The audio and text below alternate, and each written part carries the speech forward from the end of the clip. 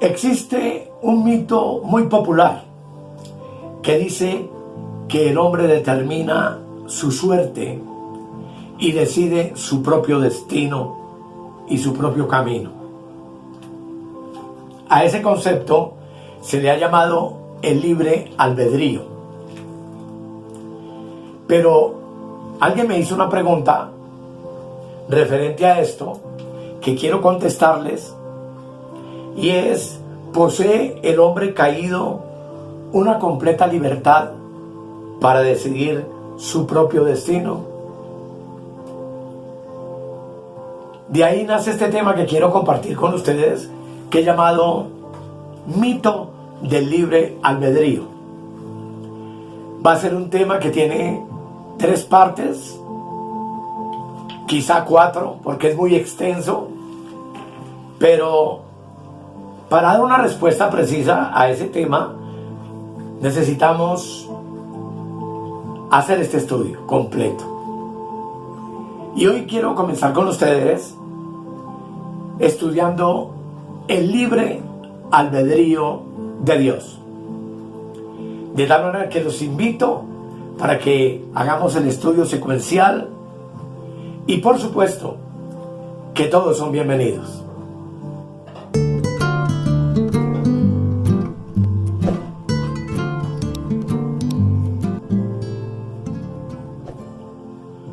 Como ya les dije, el tema con el que empezamos hoy es el libre albedrío de Dios. Y quiero invitarles para que hagamos una oración. Amado Dios, Padre, Hijo y Espíritu Santo, te damos gracias por esta oportunidad que tú nos regalas en esta hora de acercarnos a tu misterio, a tu palabra preciosa.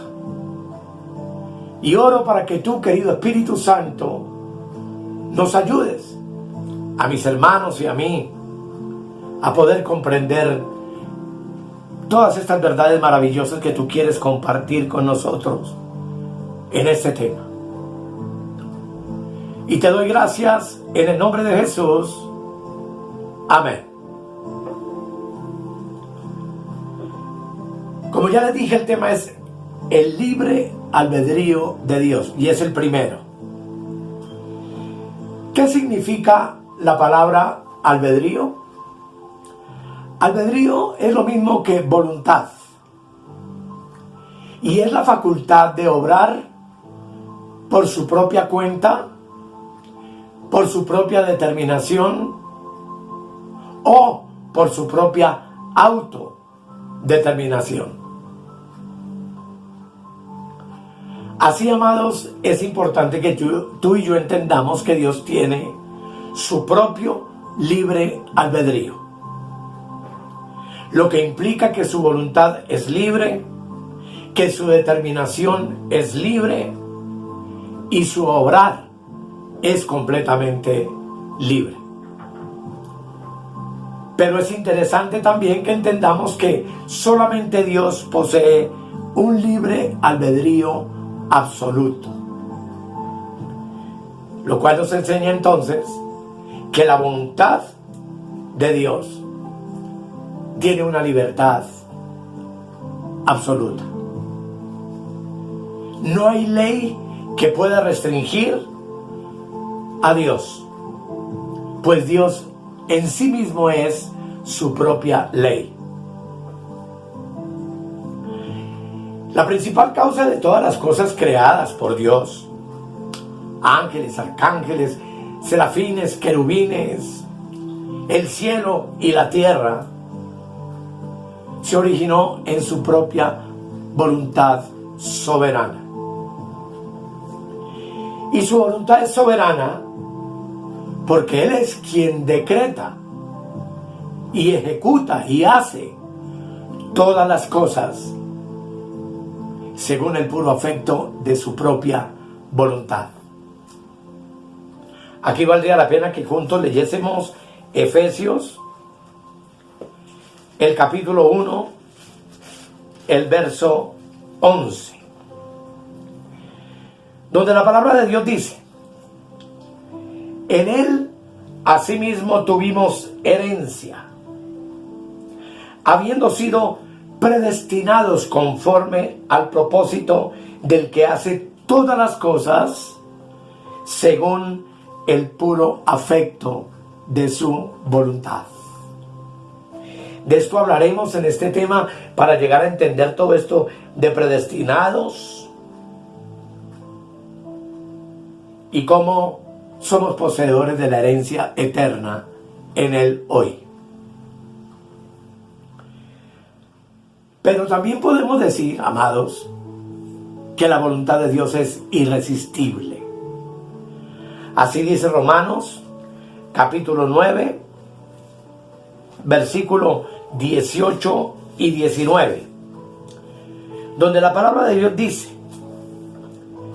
de manera que de quien quiere, tiene misericordia, y al que quiere endurecer, endurece. Y surge una pregunta, pero me dirás, ¿por qué pues inculpa?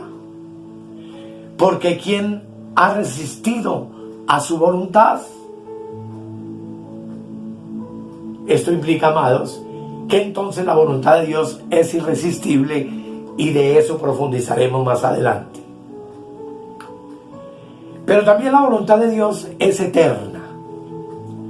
Malaquías capítulo 3 versículo 6 dice: porque yo, Jehová, no cambio.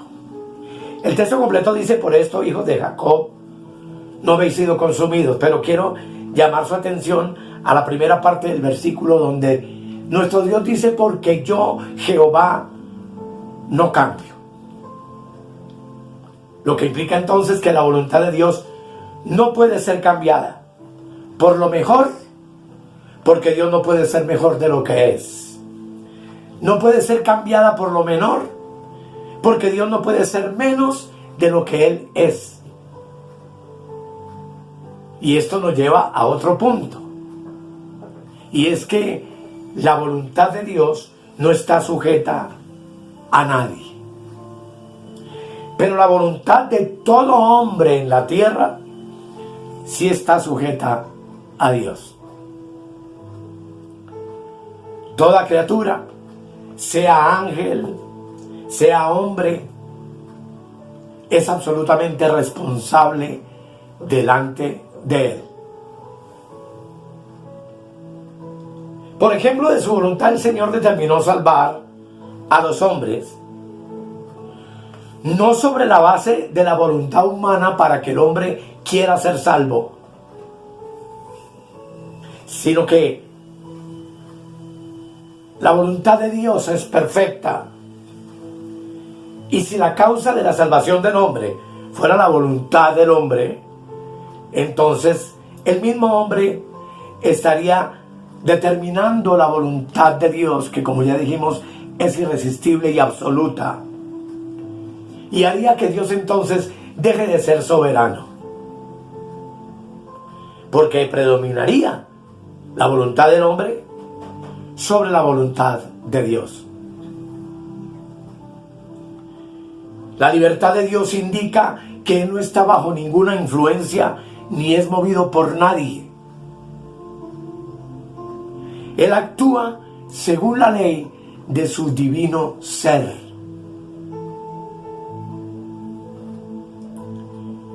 Y aquí es interesante notar también, amados, que la voluntad de Dios entonces es la ley de todo este universo, visible e invisible, y jamás es la voluntad del hombre.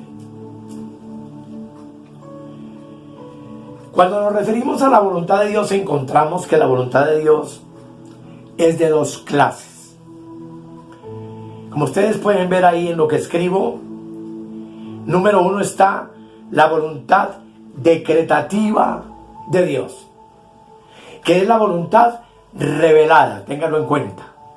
Y número 2 está la voluntad preceptiva, que es su voluntad secreta.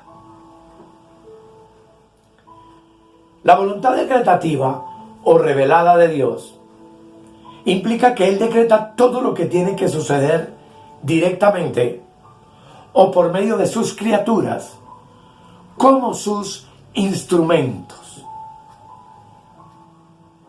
En la voluntad preceptiva de Dios, o la secreta, Dios traza para sus criaturas mandamientos y ordenanzas que solo Él determina y que Él conoce y considera necesarias para nuestra bendición.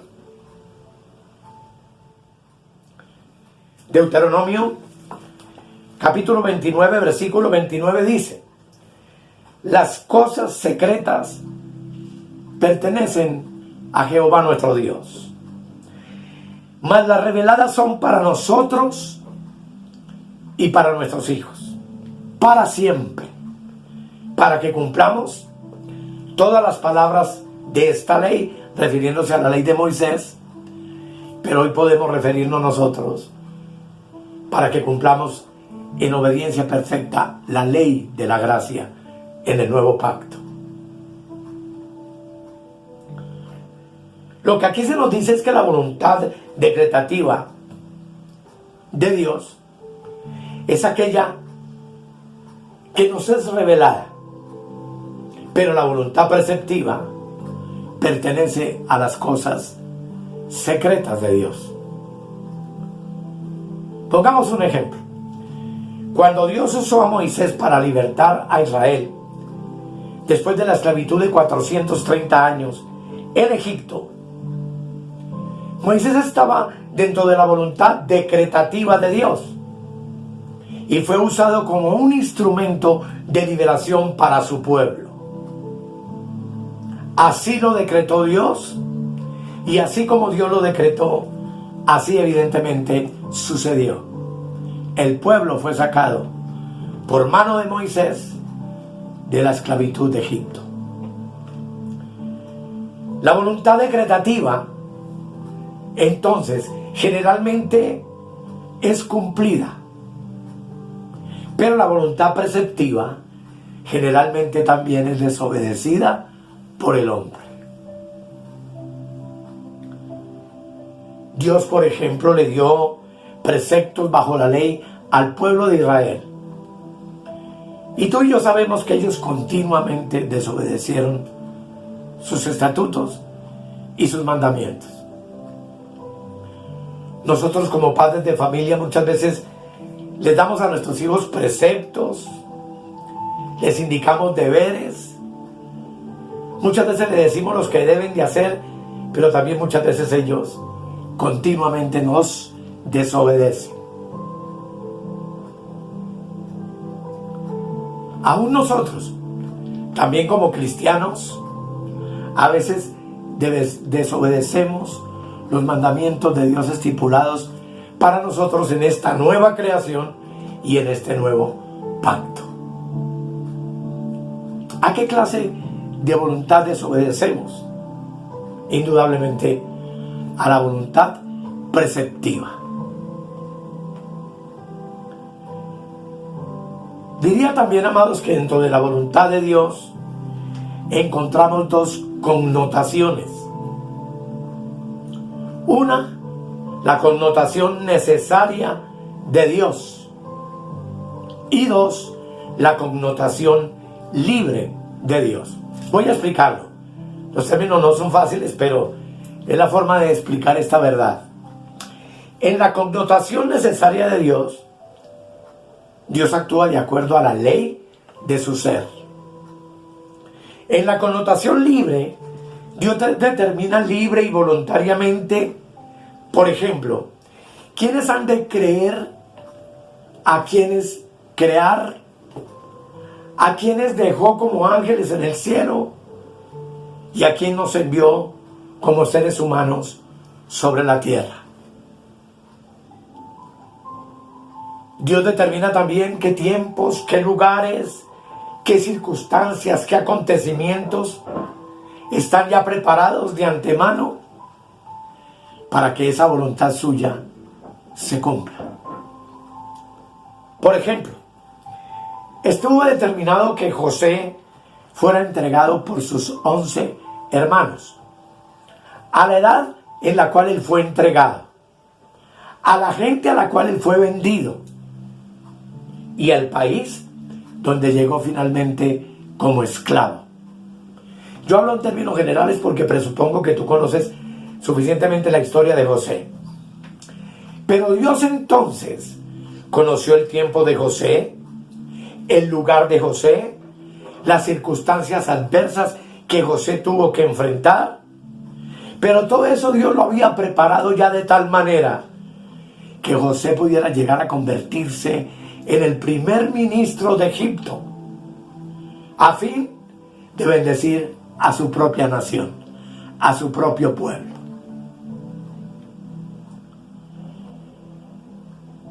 Esto, amados hermanos, nos quiere decir que Dios tiene sus razones para hacer lo que Él hace y para elegir un fin mejor que otro.